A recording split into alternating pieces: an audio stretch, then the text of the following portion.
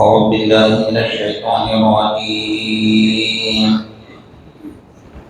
بسم الله الرحمن الرحيم. كل من عليها فان ويبقى وجه ربك ذو الجلال والإكرام. فبأي آلاء ربكما تكذبان؟ اسأله من في السماوات والأرض كل يوم هو في شأن. فبأي آلاء ربكما تكذبان؟ سنقول لكم أيها الثقلان. فبأي آلاء ربكما تكذبان؟ يا معشر الجن والإنس إن استطعتم أن تنفذوا من أقطار السماوات والأرض فانفذوا لا تنفذون إلا بسلطان. فبأي آلاء ربكما تكذبان؟ صدق اللہ مولانا العظیم.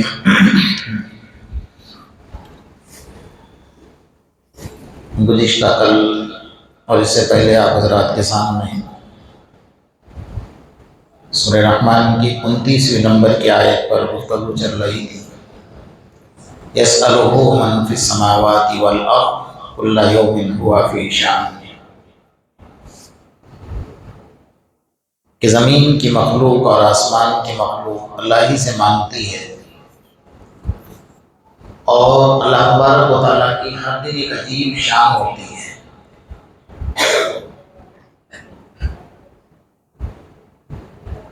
اللہ کی قدرت اور اللہ کی شان کے بارے میں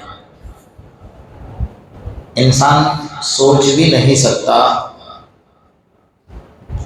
بلکہ انسان کی سوچ اور عقل جہاں ختم ہوتی ہے وہاں سے اللہ کی قدرت شروع ہوتی ہے.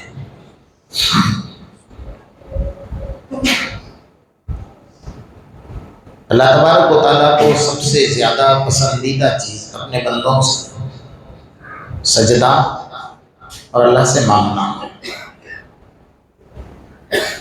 سجدے میں جب وہ پیشانی ڈالتا ہے تو اللہ بڑے خوش ہوتے ہیں، اور اللہ سے وہ مانگتا ہے تو اللہ بڑے خوش ہوتے ہیں. بعض وقت میں ایسا ہوتا ہے کہ انسان کو یہ چیز میں اللہ سے کیسے مانگوں، مجھے ٹھیک نہیں لگ رہا ہے. وقت، حالات دونوں چیزیں دیکھ کر انسان کرتا ہے. جیسے حضرت زکریا علیہ السلام سورہ مریم کے اندر تذکرہ ہے، اذ نادى ربه نداء خفيا قال رب إني وهن العظم مني واشتعل الرأس شيبا ولم أكن بدعائك رب شقيا. اذ نادى ربه نداء خفيا، خاموشی کے ساتھ، چپ چاپ جس کو کہتے ہیں نا موٹی زبان میں، شرمندگی کے ساتھ اللہ سے مانگ رہے ہیں. اور کیا کریں؟ قال رب إني وهن العظم مني واشتعل الرأس شيبا وَلَمْ أَكُنْ بِدُعَائِكَ رَبِّ شَقِيًّا. الہ العالمین بڑھاپا بھی آ گیا، بال بھی سفید ہو گئے، ہڈیاں بھی کمزور ہو گئی، لیکن ایسے وقت میں اولاد کا مانگنا ٹھیک نہیں لگتا، لیکن تیری ذات سے نا امید بھی نہیں ہوں. عمر ہو گئی، بڑھاپا آ گیا، بال سفید ہو گئے، ہڈیاں کمزور ہو گئی، ایسے وقت میں لیکن اللہ کی ذات جو بغیر انسان کے، بغیر ماں باپ کے انسان پیدا کر کے دکھا سکتا ہے، اور بغیر ماں کے صرف باپ سے پیدا کر کے دکھا سکتا ہے، اور جو بغیر باپ کے صرف ماں سے پیدا کر کے دکھا سکتا ہے، تو اللہ بڑھاپے میں بھی اولاد دے سکتا ہے، کیوں نہیں دے سکتا؟ تو اکیلے میں، تنہائی میں اللہ تبارک و تعالیٰ سے مانگ رہے. اللہ تعالیٰ نے کیا فرمایا؟ یا زکریا انا نبشرک بغلام اسمہ یحییٰ لم نجعل له من قبل سميا. اللہ کیسے ہوگا؟ یعنی مانگ بھی رہے ہیں اور پھر کیا کہ اللہ نے بشارت دی کہ اے زکریا ہم آپ کو بشارت دیتے ہیں بغلام اسمہ یحییٰ. نام کے ساتھ اللہ نے دے دیا، بچہ بھی لے لو اور ساتھ میں کیا ہوا، نام بھی لے لو. اور اللہ نے یہ بھی فرمایا لَمْ نَجْعَلْ لَهُ مِنْ قَبْلُ سَمِيًّا، ایسا نام آدم سے لے کر آج تک زمین پر نہیں جو میں نے نام دے دیا. یہ اللہ کی قدرت ہے کہ بندہ، جیسا میں نے کل بتایا تھا نا، بندہ مانگتا کچھ اور ہے، اللہ اس سے آگے بڑھ کر دیتا ہے. تو بندہ کبھی بھی اللہ سے نا امید نہ ہو مانگنے کے مانگنے. ہم لوگ اس میں بہت کوتاہی ہے، جبکہ دعا ایک ایسی چیز ہے نا کہ جتنی دیر بندہ دعا کرتا ہے تو مانگتا تو اپنے لیے ہے نا، اپنی ذات کے لیے، اپنے فائدے کے لیے، اپنے غرض کے لیے، اپنے مفاد کے لیے، پھر بھی اللہ اس پر بھی ثواب دے رہا ہے. جتنی دیر وہ دعا میں بیٹھے گا اتنی دیر جیسا وہ عبادت کر رہا ہے، اس لیے کہ دعا کو الدعاء مخ العبادہ، دعا کو عبادت کا مغز قرار دیا ہے، عبادت کی روح قرار دیا ہے کہ بندہ جب تک دعا کرے گا وہ عبادت میں رہے گا. الدعاء مخلی، اور دعا اتنا بڑا ہتھیار ہے، لا يرد القضاء الا الدعاء، تقدیر کے فیصلے کو کوئی ٹال نہیں سکتا. لیکن اللہ نے دعا میں وہ طاقت رکھی ہے کہ اللہ تعالیٰ نے دعا مسلمان کو ایک ہتھیار دیا ہے کہ وہ تقدیر کے فیصلے کو بھی ٹال سکتی ہے اگر نیت صاف ہو. مانگنے کے اعتبار سے اخلاص کے ساتھ مانگتا ہوں. کبھی کبھی ایسا ہوتا ہے کہ ہماری نیتیں بڑی خراب ہوتی ہیں. کسی کو اللہ نے دولت دی ہے، ہم یہ کہ اللہ اس کی چھین لے اور مجھے دے دے. کیوں؟ اللہ کے پاس نہیں ہے کہ اللہ اس کی چھین کے آپ کو دے گا. یہ تو حسد ہوا نا دل کے اندر. انسان کو حسد ہوتا ہے مال سے، انسان کو حسد ہوتا ہے جمال سے، اور انسان کو حسد ہوتا ہے کمال سے. 3 چیزوں سے حسد ہوتا ہے. سمجھ رہے ہیں نا؟ تو اللہ سے یہ کیوں نہیں مانگتے کہ اللہ تو نے اس کو دیا ہے تو تیری قدرت ہے، اس کو اور دے دے، مجھے بھی دے دے. سمجھ رہے ہیں نا؟ اس طرح نہیں مانگ سکتے. مانگ سکتے ہیں نیت اگر صاف ہے تو اعمال کے نتائج ہمارے سامنے ہیں. نیت خراب، عمل صحیح. عمل اچھا، نیت بری ہے. اس کو سمجھ لیجیے اچھی طرح. عمل اچھا ہے، نیت بری ہے. مسجد میں جاؤں گا، نماز پڑھوں گا، عمل اچھا ہے، بولو نا. لیکن ساتھ ساتھ میں چپل چرا کر بھی لاؤں گا، نیت ڈاوا ڈول ہے. تو دوسرا، عمل برا اور نیت اچھی. کسی کے ساتھ منہ کالا کر رہا ہے، زنا کر رہا ہے، شراب پی رہا ہے، کوئی پوچھے بھائی یہ کیوں کر رہا ہے؟ میری نیت صاف ہے. کیوں کہ میری نیت کیا ہے؟ صاف ہے. بھلے میں شراب پی لوں، نیت بھی صاف، چہرہ بھی ماشاءاللہ، آدھا آپ بھی بولو تو کچھ میری بھی مدد ہو جائے. نیت بھی صاف اور چہرہ بھی صاف. صاف سب صاف ہے، کوئی مسئلہ نہیں. یہ بھی اللہ کو پسند.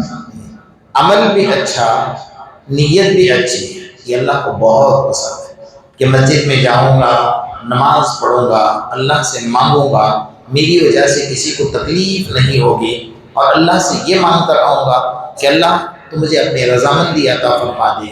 تو نیت بھی اچھی، عمل بھی اچھا ہے. تو ہمارے یہاں معاملہ ڈاما ڈول ہے. مانگنے سے پہلے سوچتا ہے کہ اللہ دے گا کیا نہیں پتہ نہیں.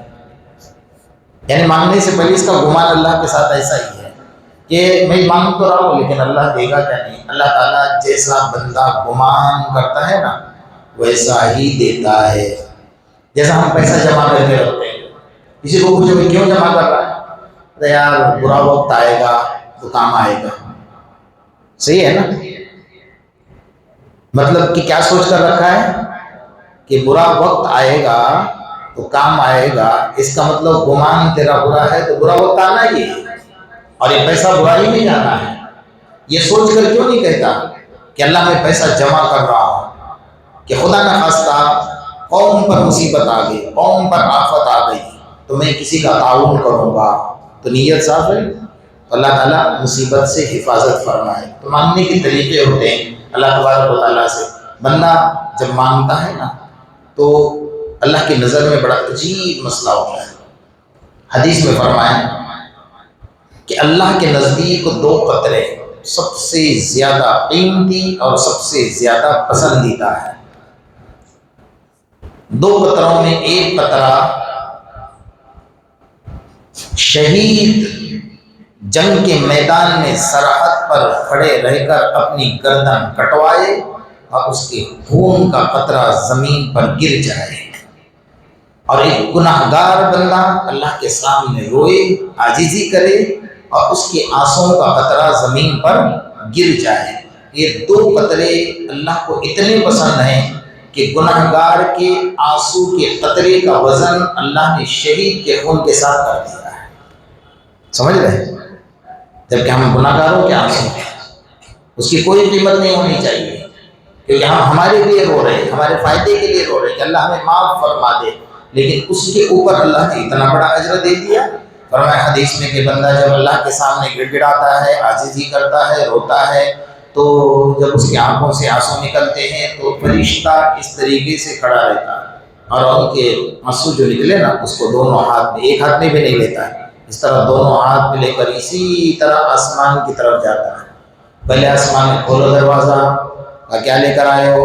ایسی چیز لے کر آئے ہیں جو جنت میں نہیں ملتی ہے۔ جنت میں کیا نہیں ملتا ہے؟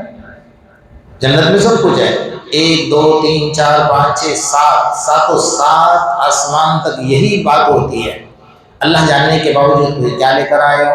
اللہ تیرا گناہگار بندہ رو رہا تھا، اس کے آنسو لے کر آیا ہوں۔ اللہ بڑے خوش ہوتے، میرے بندے کے آنسو لے کر، کہا جاؤ اس کو جہنم کی آگ میں ڈال دو۔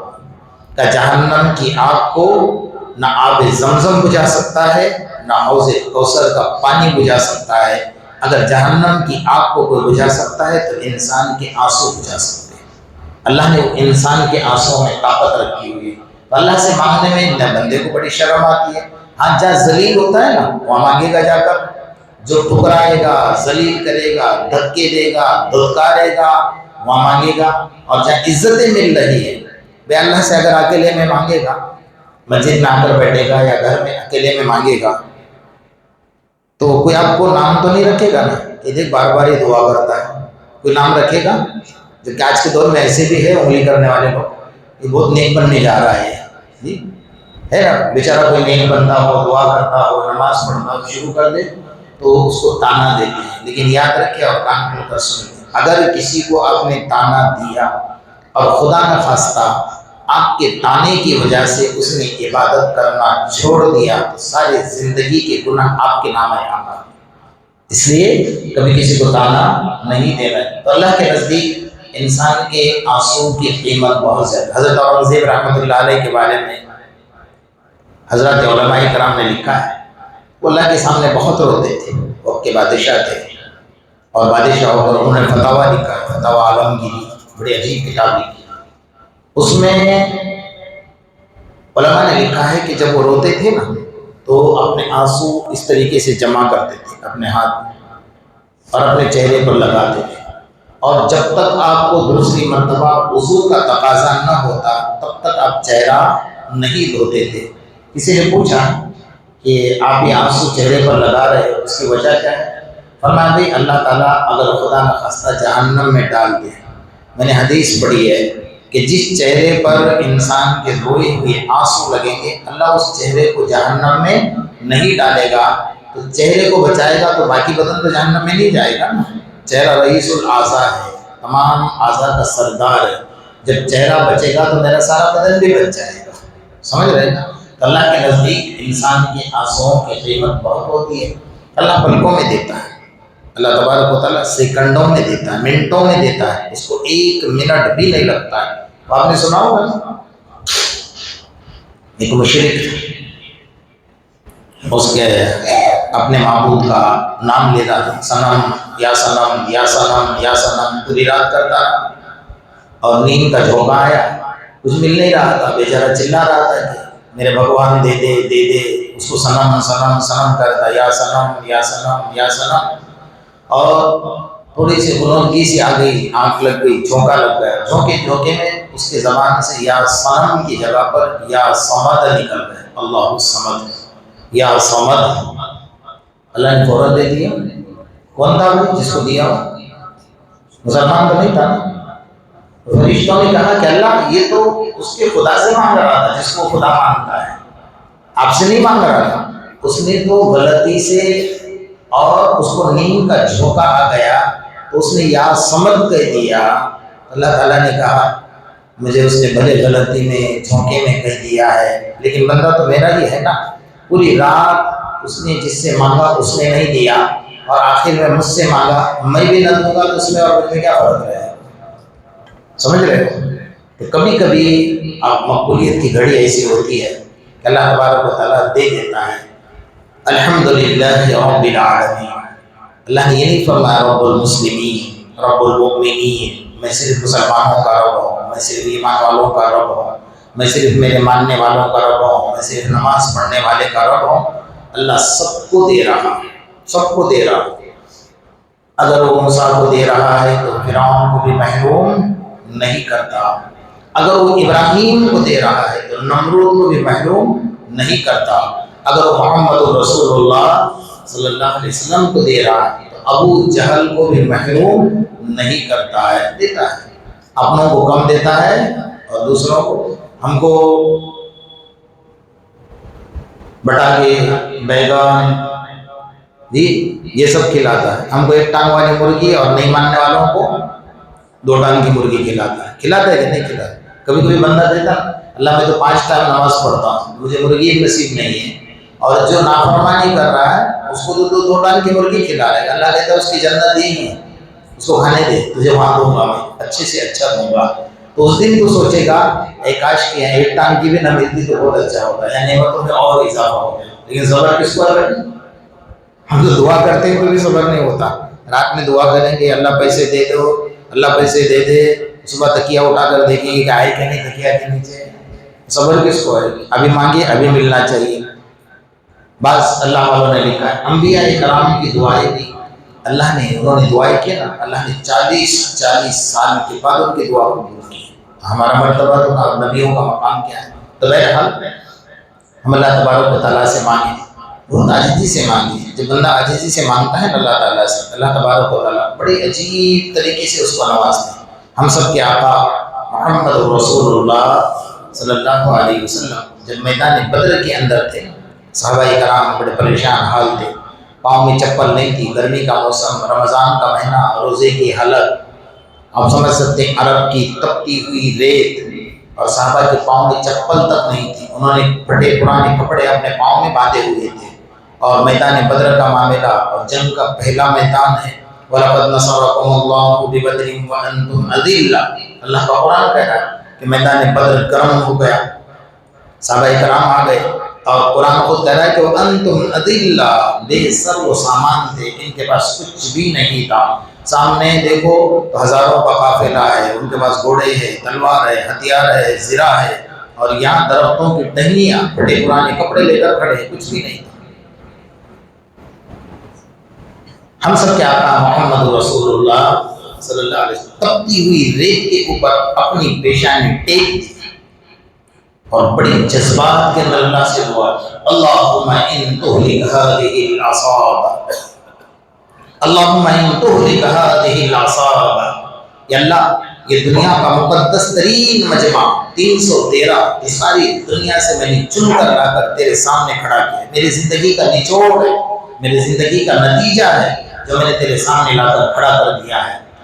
فرمایا اگر یہ ہلاک ہو گیا، اگر یہ شہید ہو گیا، لم تعبد فی الارض الی یوم القیامہ، اس سرزمین پر قیامت تک تیرا نام لینے والا کوئی باقی نہ رہے۔ یہ جذبات میں دعا کی اللہ کے رسول صلی اللہ علیہ وسلم، اللہ نے سن لیا۔ سر اٹھانے، جیسے آپ نے سر اٹھایا نا، سر اٹھانے سے پہلے آسمان سے فرشتوں کا لشکر اٹھا ہے۔ کافروں نے دیکھا کہ یہ کہاں سے آ گئے؟ سفید داڑھی، سفید پگڑیاں، سفید لباس، سفید گھوڑے، ہاتھوں میں تلواریں، ان کو تو ہم نے کبھی دیکھا ہی نہیں تھا، اچانک کہاں سے آ گئے؟ فرمایا یہ میرے آقا کی دعاؤں کا نتیجہ تھا جو اللہ نے آسمان سے بھیجا تھا۔ آج بھی خدا کے پاس وہی طاقت ہے، اس کے طاقت میں کوئی کمی آئی نہیں ہے۔ ہماری دعاؤں میں کمی آئی، ہماری زبانیں جھوٹی ہو چکی ہیں، ہمارے پیٹ میں حرام گیا ہوا ہے، ہماری آنکھیں زنا کر رہی ہیں، ہم پیر کے ناخن سے سر کے بال تک گناہوں میں سڑے ہوئے لت پت ہیں۔ اللہ سے پہلے توبہ کر کے اپنے گناہوں کو معاف کروائے، پھر اللہ تعالیٰ سے مانگ کر دے کہ اللہ کیوں نہیں دے گا؟ اس نے خود نے وعدہ کیا ادعونی استجیب لکم، مانگو میں دوں گا۔ تو اللہ نے وعدہ کیا تو اللہ وعدہ خلافی تو نہیں کرے گا نا، اللہ دے گا۔ اس لیے مانگنے کی عادت ڈالو۔ ہر نماز میں دعا کے لیے آپ کو کوئی ایسا وقت نہیں کہ مکروہ وقت ہے جیسا نمازوں کے لیے اس ٹائم میں دعا نہیں کر سکتے، ایسا سنا ہے کبھی آپ نے؟ ایسا بھی نہیں کہ دعا کرنے کے لیے مسجد میں جانا پڑے گا، 2 رکعت نماز پڑھنی پڑے گی، اللہ کو منوانا پڑے گا۔ منوانا تو ضروری ہے، پھر گناہوں سے معافی مانگنی پڑے گی، پھر دعا کریں۔ چلتے پھرتے اٹھتے بیٹھتے سوتے جاگتے ہر وقت اللہ سے مانگتے رہنے کی عادت ڈالنی چاہیے۔ بندہ اتنا مانگے کہ ہر گھڑی پھر اس کی زبان ہر وقت اللہ کی یاد میں تر و تازہ رہتی ہے، اور جب وہ جو مانگتا ہے اللہ تبارک و تعالیٰ اس کو عطا فرماتے ہیں۔ اللہ تبارک و تعالیٰ مرتے دم تک ہمیں اسی سے مانگنے کی توفیق عطا فرمائے، اور غیروں کے سامنے ہاتھ پھیلانے سے اللہ ہم سب کی مکمل حفاظت فرمائے۔